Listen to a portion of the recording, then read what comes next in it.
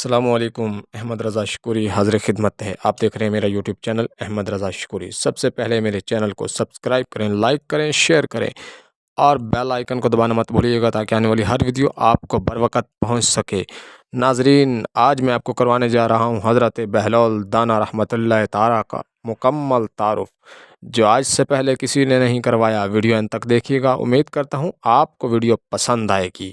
حضرت بہلول دانا بیک وقت ایک فلاسفر اور تاریک دنیا درویش تھے۔ ان کا کوئی گھر، کوئی ٹھکانہ نہیں تھا۔ وہ عموماً شہر میں ننگے پاؤں پھرتے رہتے تھے اور جس جگہ تھک جاتے وہیں ڈیرا ڈال لیتے تھے۔ لوگ ان کے پیچھے پیچھے پھرتے رہتے تھے۔ جب وہ کسی جگہ بیٹھ جاتے تھے تو لوگ ان کے گرد گھیرا ڈال لیتے تھے۔ اس کے بعد بہلول دانا بولتے رہتے تھے اور لوگ ان کے اقوال لکھتے رہتے تھے۔ ان کو ان کی اس باتوں کی وجہ سے دانا کہتے ہیں۔ اگر کسی دن ان کا موڈ ذرا سا خوشگوار ہوتا تو وہ لوگوں کو سوال کرنے کی اجازت بھی دے دیتے تھے اور اس کے بعد لوگ ان سے مختلف قسم کے سوال پوچھتے رہتے تھے۔ بہلول دانا 5ویں عباسی خلیفہ ہارون رشید کے دور مارچ 766 عیسوی سے مارچ 809 عیسوی میں ایک فلاسفر، ولی کامل اور تاریک دنیا درویش کے طور پر پہچانے جاتے ہیں۔ بعض لوگوں نے انہیں مجذوب بھی لکھا ہے کیونکہ وہ عشق الہی میں گم اور ارد گرد کے ماحول سے بے خبر ہوتے تھے۔ بہت کم لوگوں کی طرف سے التفات کرتے، لیکن جب کبھی عوام الناس کی طرف منہ کرتے تو حکمت و دانائی کی بہت سی عجیب و غریب باتیں کرتے۔ کوفہ میں پیدا ہونے والے بہلول کا اصل نام وہب بن عمر اور تعلق عرب قبیلے بنو عمان سے تھا۔ ان کے والد چھٹے امام جعفر الصادق علیہ السلام کے شاگرد تھے، لیکن کچھ وقت 7ویں امام موسیٰ کاظم کی صحبت میں بھی گزارا۔ بہلول کا شمار بھی امام موسیٰ کاظم کے پیروکاروں میں ہوتا تھا۔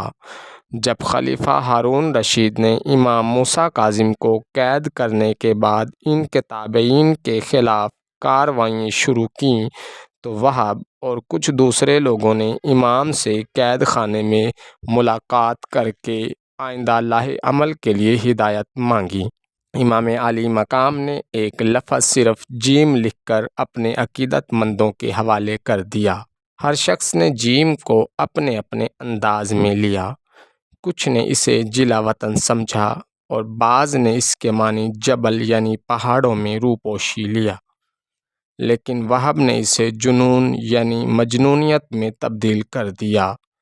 انہوں نے اپنی شاہانہ زندگی ترک کی اور پھٹے پرانے کپڑے پہن کر گلیوں میں نکل آئے۔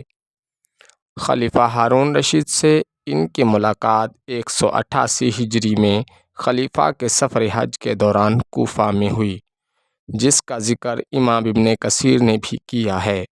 بہلول نے ہارون کو جو نصیحتیں کی، ان سے متاثر ہو کر وہ انہیں اپنے ساتھ بغداد لے آیا اور پھر بہلول کا ٹھکانہ بغداد کی گلیاں ہی رہیں۔ بہلول کا مزار بھی بغداد میں ہی ہے، جس کے ایک گوشے کے بارے میں مشہور ہے کہ وہاں سکھ مذہب کے بانی گرو نانک نے چلہ کاٹا تھا۔ دوستوں، ہارون رشید بہلول دانا کا بہت بڑا فین تھا۔ جب کبھی بہلول دانا کا موڈ ذرا سا خوشگوار ہوتا تو ہارون رشید ان کی محفل میں شریک ہو جایا کرتا تھا۔ ایک دن بہلول دانا محل کے پاس آ گئے اور ہارون رشید کو اطلاع ملی تو وہ ان کے پاس حاضر ہو گیا۔ بہلول نے ہارون رشید کی طرف غصے سے دیکھا اور پوچھا، ہاں بتاؤ کیا مسئلہ ہے؟ ہارون رشید نے کہا، حضور، جب اللہ تعالیٰ کسی حکمران سے خوش ہوتا ہے تو وہ اس کو کیا تحفہ دیتا ہے؟ بہلول دانا نے غور سے اس کی طرف دیکھا اور بولے، اللہ اسے درست اور بروقت فیصلے کی قوت دیتا ہے۔ ہارون رشید نے پوچھا، اور اگر اللہ کسی حکمران سے ناراض ہو جائے تو وہ اس سے کون سی چیز چھین لیتا ہے؟ بہلول دانا نے چند لمحے سوچا اور ہنس کر بولے، فیصلہ کرنے کی قوت۔ ہارون رشید نے پوچھا کہ حضور، بادشاہ کو کیسے پتہ چلے گا کہ اللہ اس سے خوش ہے یا ناراض؟ اس سوال پر بہلول چند لمحے خاموش رہے، آسمان کی طرف نظریں اٹھائیں اور ہلکی سی مسکراہٹ کے ساتھ بولے، ہارون رشید، جب اللہ تعالیٰ کسی سے خوش ہوتا ہے تو وہ اس کو عزت اور مرتبے سے نوازتا ہے، لیکن جب اللہ تعالیٰ کسی سے ناراض ہوتا ہے تو وہ اس شخص کو نفرت کی علامت بنا دیتا ہے۔ خلق خدا اس سے پناہ مانگنے لگتی ہے اور اس کی زندگی عبرت کا نشان بن جاتی ہے۔ خلیفہ ہارون رشید کے ماتھے کی شکنیں گہری ہو گئیں۔ اس نے ایک لمبی آہ بھری اور اس کے بعد بہلول سے عرض کیا، اور حضور، جب اللہ تعالیٰ کسی بادشاہ سے ناراض ہو جائے تو اس کا انجام کیا ہوتا ہے؟ بہلول دانا نے غور سے ہارون رشید کی طرف دیکھا، پھر مسکرائے اور بولے، ہارون، جب کوئی شخص قدرت کے انجام کا شکار ہوتا ہے تو در در کی ٹھوکریں اس کا مقدر بن جاتی ہیں۔ وہ سونے میں ہاتھ ڈالتا ہے تو ریت اس کی مٹھی میں آتی ہے۔ وہ اپنے سمجھ میں اچھا فیصلہ کرتا ہے لیکن قدرت اسے بے عزت کر دیتی ہے۔ اس کے اپنے پرائے ہو جاتے ہیں اور وہ اپنی زندگی سے تنگ آ کر اپنا گلا خود ہی گھونٹ دیتا ہے۔ ناظرین، کہتے ہیں کہ ایک دن بہلول دریائے دجلہ کے کنارے بیٹھے گیلی ریت کی ڈھیریاں بنا رہے تھے اور ہارون رشید کی چہیتی ملکہ زبیدہ اپنے محل کے جھروکے سے بڑے انہماک کے ساتھ انہیں دیکھ رہی تھیں۔ وہ مٹی کی ڈھیری بناتے اور پھر خود ہی اسے مسمار کر دیتے۔ ملکہ جھروکے سے اتر کر سہیلیوں کے ہمراہ دریا کے کنارے آ گئیں اور پوچھا کہ کیا کر رہے ہو؟ بہلول نے ادائے بے نیازی سے کہا، جنت کے محل بنا رہا ہوں۔ ملکہ نے سوال کیا، اگر کوئی تم سے یہ محل خریدنا چاہے تو فروخت کرو گے؟ بہلول نے کہا، ہاں ہاں، کیوں نہیں، میں بناتا بھی ہوں اور فروخت بھی کرتا ہوں۔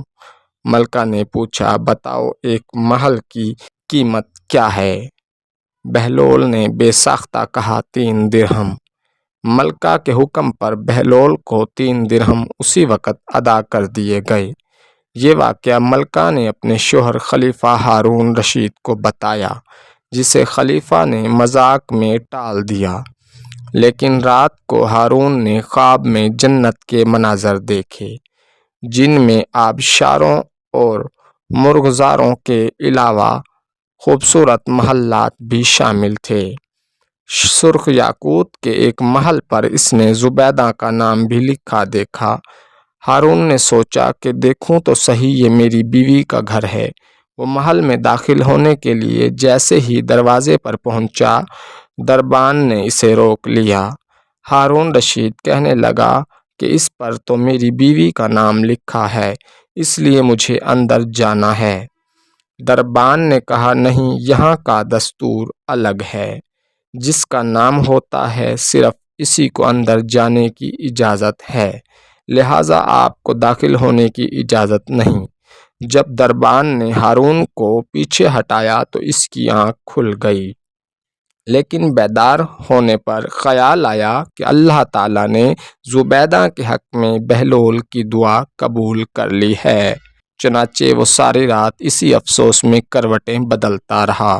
اگلی شام وہ بہلول کو تلاش کرتا دریا کنارے پہنچ گیا۔ بہلول ایک جگہ بیٹھے اسی طرح مکان بنا رہے تھے۔ ہارون نے پوچھا، کیا کر رہے ہو؟ بہلول نے کہا، جنت کے محل بنا رہا ہوں۔ ہارون نے پوچھا، بیچو گے؟ تو بہلول نے کہا، ہاں ہاں، کیوں نہیں، بناتا بھی ہوں اور فروخت بھی کرتا ہوں۔ ہارون نے سوال کیا کہ بتاؤ ایک محل کی قیمت کیا ہے؟ بہلول نے جواب دیا، تیری پوری سلطنت۔ ہارون رشید نے کہا، اتنی قیمت تو میں نہیں دے سکتا، کل تو آپ 3 درہم کے بدلے دے رہے تھے اور آج پوری سلطنت مانگ رہے ہیں۔ بہلول نے کہا، خلیفہ، کل بن دیکھے معاملہ تھا اور آج تم دیکھ کر آئے ہو۔ دوستوں، اگر ویڈیو اچھی لگی ہو تو اسے شیئر کرنا مت بھولیے گا۔ احمد رضا کو اجازت دیجیے، اللہ نگہبان۔